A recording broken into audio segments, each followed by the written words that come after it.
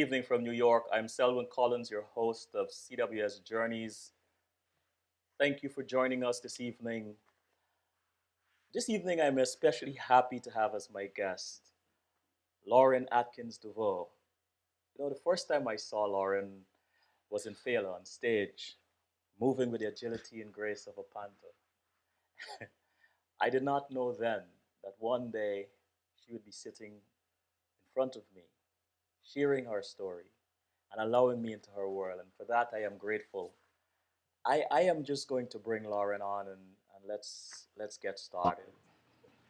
Welcome Welcome to to CWS, CWS, Lauren. Lauren. Thank you. Thank you for having me. I'm just going to jump right in. Tell us three qualities you think of, three positive qualities you think of yourself when someone asks you to describe you. Wow. Three positive qualities. Honesty, Okay. clarity, Yeah.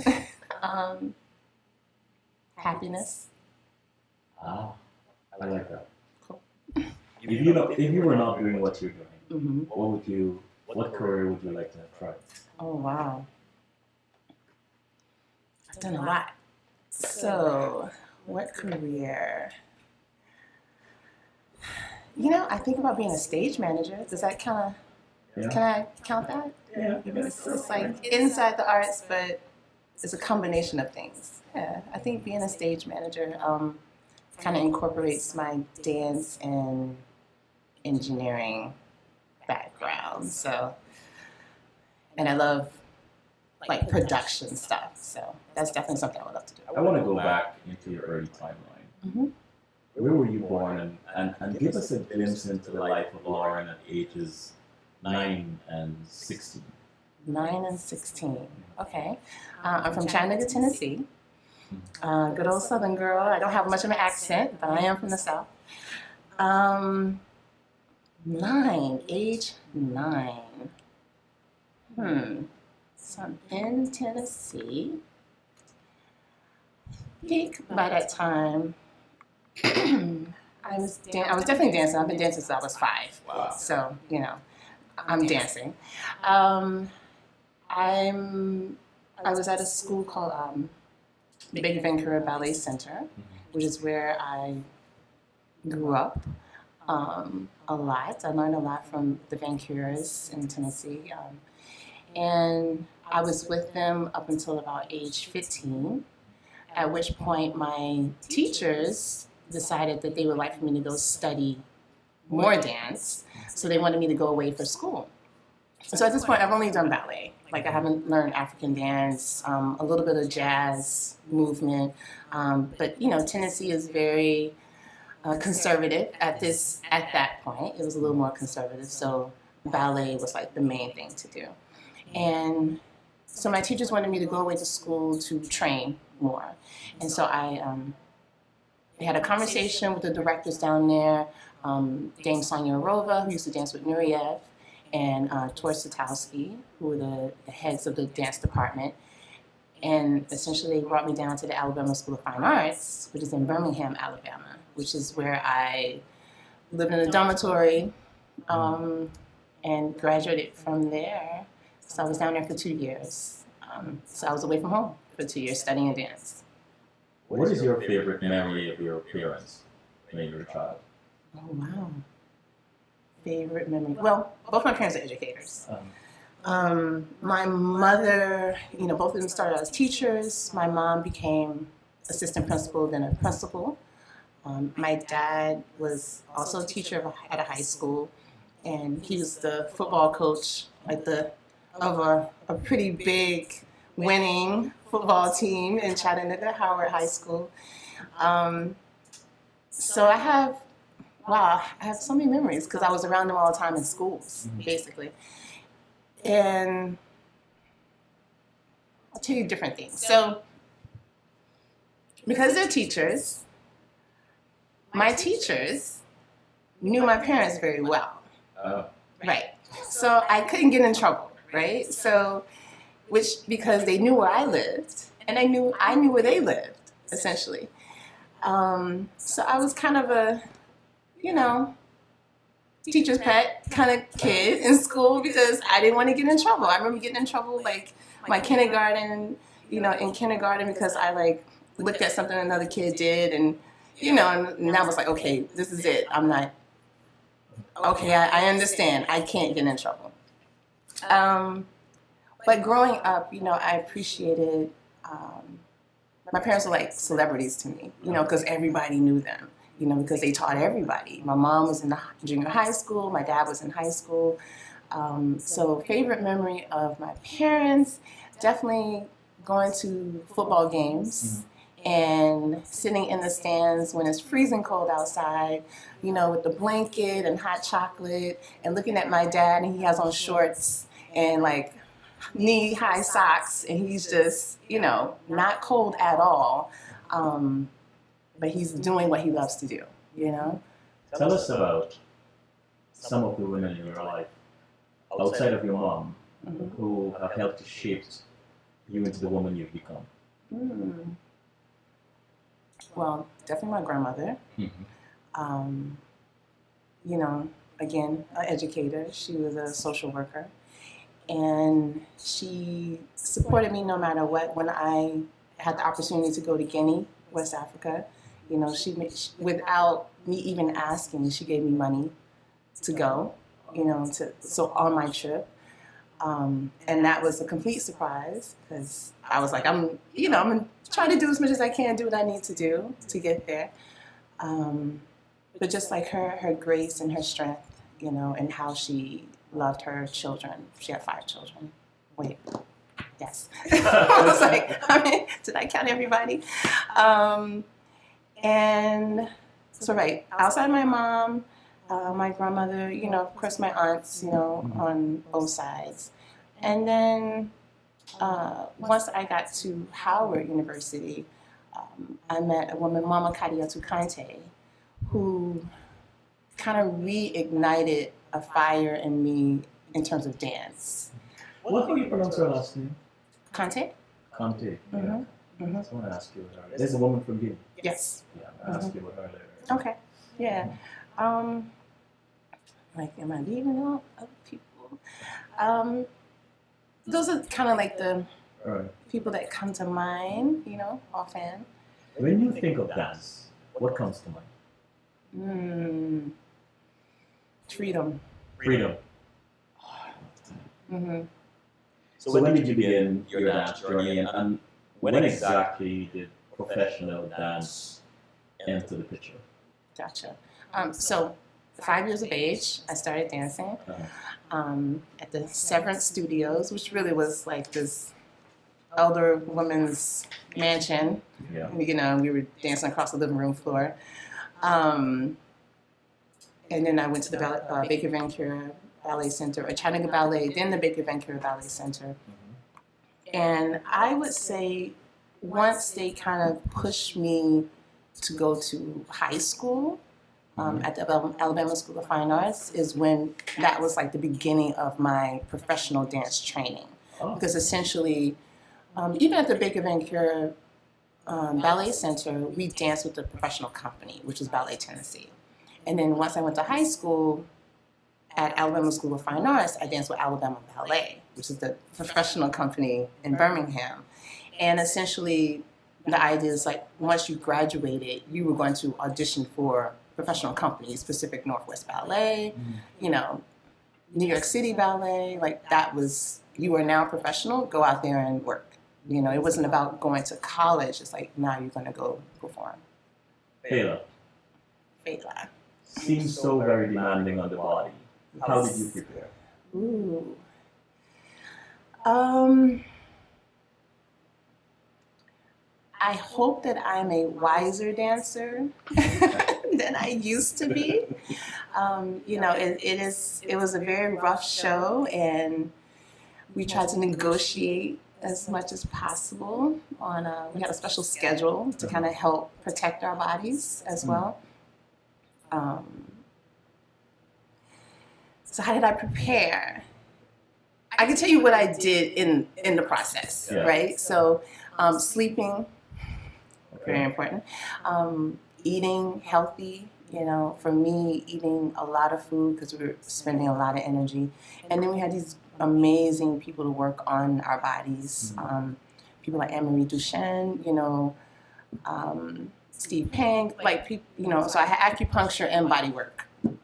Oh. Yeah, every week, basically. What was that experience like compared to other performances? Well, this is my first Broadway show. Oh, I have been a part of it since off-Broadway. So coming from concert dance to Broadway was just a whole different world. Because what surprised you? what surprised me, show business. Show business surprised me. And the idea that, you know, I feel like in concert dance, we do it because we love it. No matter what, you know, and it's a little more infrequent. It can be infrequent sometimes, you know. But Broadway is like, you know, we're trying to get people in the seats. And we need to make sure people are in the seats. You know, that's the business side of it, you know, that, which is realistic because we have people who are producing the show and they're responsible for keeping the show running, which takes money. Like, this isn't imaginary. You know, this is real money. So that makes you... And some dancers or performers understand it, some don't care, you know, but, you know, if you want to look at both sides, like, oh, this is how the producer's thinking about the show, and this is how the creatives are thinking about the show. And they could be thinking two different things, you know, sometimes. Have you ever gone out? I mean, I know when I saw Phil, it was sold out. But has there ever been a night when all the seats weren't full? Yes, I'm trying to recall. Yeah, that's... And how that affected you? I mean, it doesn't feel good. Right. I'm trying to think. Luckily, I don't remember too many of those nights. You know? But I think something that's amazing about the music is that the music, you ride on the music. Oh, you know? We're going to talk about music. We're going to talk about music. Oh, yeah, that music is something else. I mean, I was sitting at the edge of my seat from the beginning to the end. And I told you, there are two people that just grabbed my attention. You and Nicole DeWeaver. Nicole. Oh, my. Anyway. Yes. Thank you. What was it like when you were first introduced to the choreography? When you saw it, what went through your mind? What did you think about it? You know what's funny, since you brought up Nicole? When I went to the audition for the off-Broadway show, one, I didn't know it was an audition for the off-Broadway show. It was an audition for a workshop. We thought they were still in workshop mode. And Nicole had been calling me like, Lauren, you have to be in town. Where are you? Like, you have to be, because I kept missing the auditions for the workshops. And so she's like, you have to be at this next audition, you know, because this is you, like, this is your style. And, you know, a lot of us dance in a company called Forces of Nature, Dance Theater, in which Abdel Salam, he has that fusion of ballet, modern, African dance. Like, that is what he does. So a lot of us also train there. And so this was kind of a natural, so the vocabulary was kind of natural for us. You know, it wasn't like, oh, how can I do that and then do that? He was like, oh no, that's what we do already. And so, yeah, Nicole was like, you have to be here. So it felt natural. It felt natural. You move well. Thank like you. to move. I mean, obviously that's why you're in dance. But when did this intimacy with movement begin for you? You mean as in understand that there's this relationship happening in terms... Yeah, I'm going to bring out the educator. Wow, when did the intimacy begin? Maybe when I stepped away from it. You know, when did you miss it? I did. You know, when I graduated from high school, I was burnt out. Really, I think I didn't realize it, but I didn't I didn't have a drive for like, oh yeah, I want to go and dance with this dance company. Mm-hmm. I was like, oh, I'm good at math and science. I'm going to go into engineering. You know, I'm going to go to college. And then, luckily, I had friends who knew I was a dancer. And I still tried to dance. I tried to be in dance ensemble and all these different things at Howard, but I just didn't have time.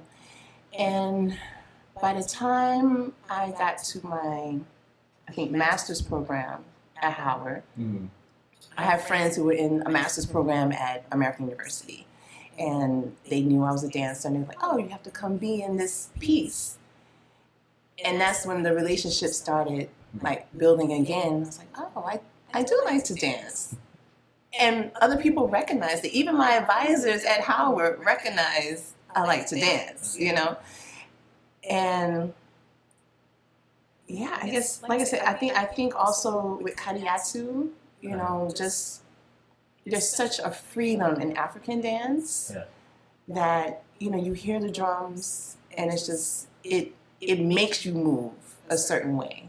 You know, I think I didn't find that same relationship with ballet, you know, but I found it with African dance. You meet the ancestors when the drums start to play. Yes. Mm-hmm. Yes. Something woke up. Remember where you were going, how you are going to get there, and who you are taking with you. Your words. They are my words. What are you thinking when you hear these words, and how have these words worked for you over the years? Wow. You know, what's funny, I haven't said those words in a long time. I remember saying them when I was at Howard. And, you know, I go back to Howard because Howard was like my social-cultural experience. You know, this is about me learning about Africans in the diaspora, you know, so not just in the South and in the United States, but like who we are in the world.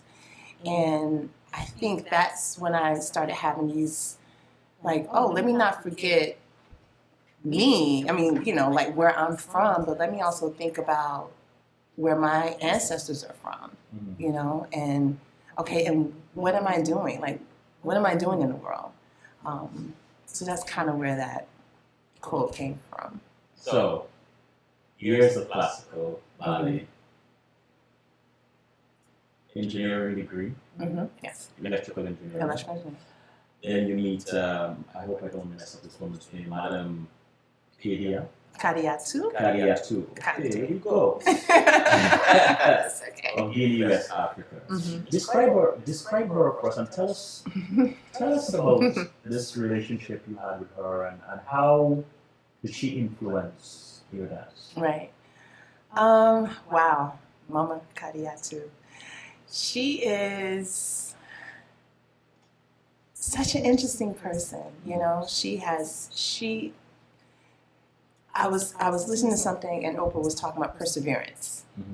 And perseverance being this combination of passion and skill, and that you have to have both in order to persevere. And she kind of represents that. You know, here's this woman who came to America over 23 years ago now, and has like just accomplished so much. Like she's like a shrewd businesswoman, you know, and even in her own life, you know, being a dancer. So she danced with the Ballets Africains, which is a national company in Guinea.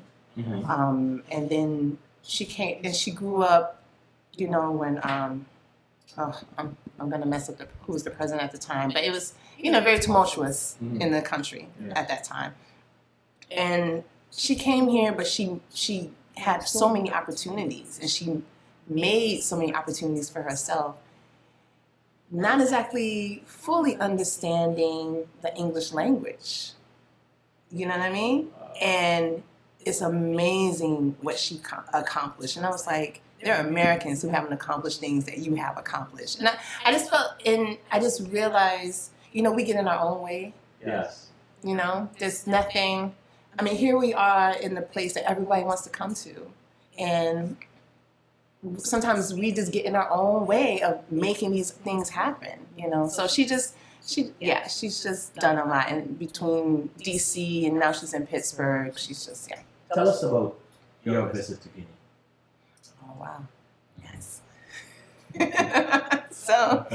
So Guinea, again, so when we went, she hadn't been back home. So I went with Mama Kadesu Kante and members of the dance company, Balaphone West African Dance Company.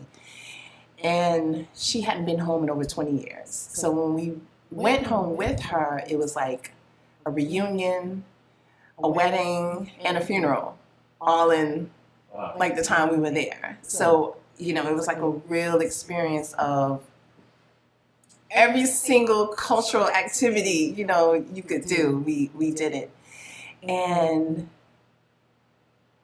something that was interesting for me was realizing the similarities between who we are as a people, you know, and that for people of color, a lot of the issues are education, lack of jobs, you know, like the same issues, like kind of all around the world. And I was like, wow, that's like, but why are those issues for us, you know?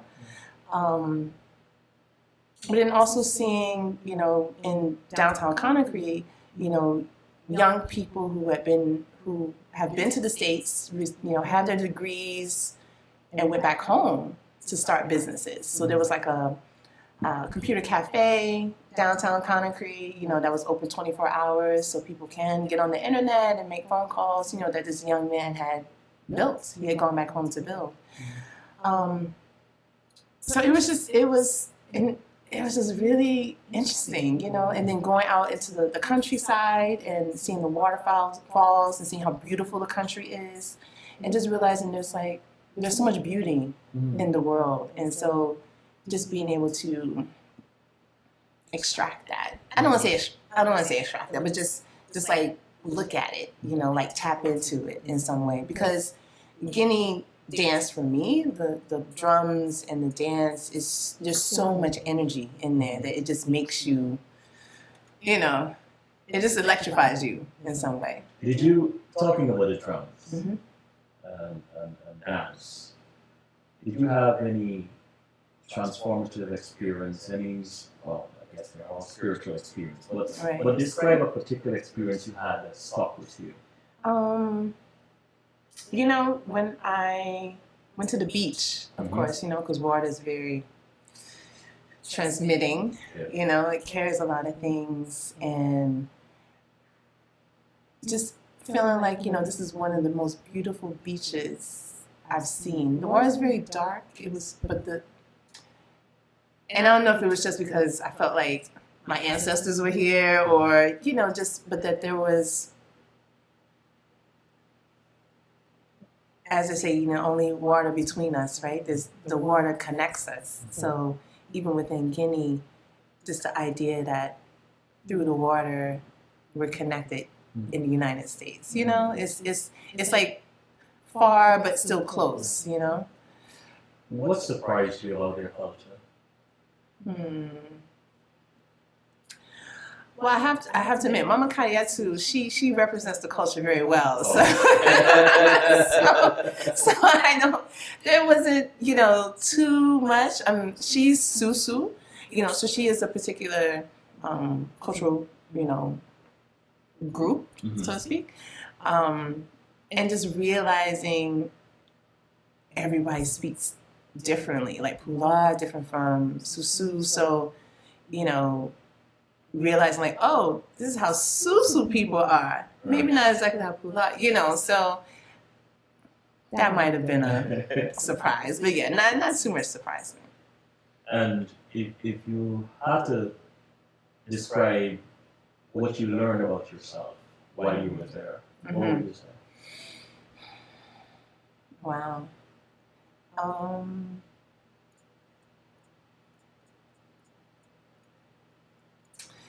You know, I don't think that's something new I learned though. But I think maybe I learned that I'm even more of a diplomat than I might have realized. I mean, like I realize I'm put in these positions sometimes, but I think being over there, there were moments where I kind of had to be a diplomat a little bit. Yeah. African dance. It's an awkward question to ask a black woman who dances professionally. But curiosity is driving this. Why is African dance appealing to you? It's just the energy of it. Yeah. Energy. Just the energy. I mean, I could be in a bad mood or, whatever, and then just putting on the music just makes you kind of surrender to what is being asked of you in the music, Lauren, I have to go back to Veaux, and I watched you in Veaux. I thought of agility and flexibility, a body without the restriction of bones. Right? That's how fluid it appeared to me. And if I may use this term, a body in melodic motion, obedient only to the rhythm of the music, right? Okay. And I was transfixed. I think the whole audience was transfixed. But tell us, who are you when you're on stage? Are you the same person sitting opposite me here tonight, or are you transformed? Describe who this person is when you're in that space. Yeah, no, definitely transformed. Yeah. I mean, that's not me. That is Alake on stage. That is Queen Alake. I mean, obviously, I guess there's a part of me in there, but yeah, no, that's what the hair and makeup is for too. In the costume, it makes you. We knew a little bit about who we were embodying, the queens who we were representing, but yeah, it really comes back to the music. That's cool. You brought it up.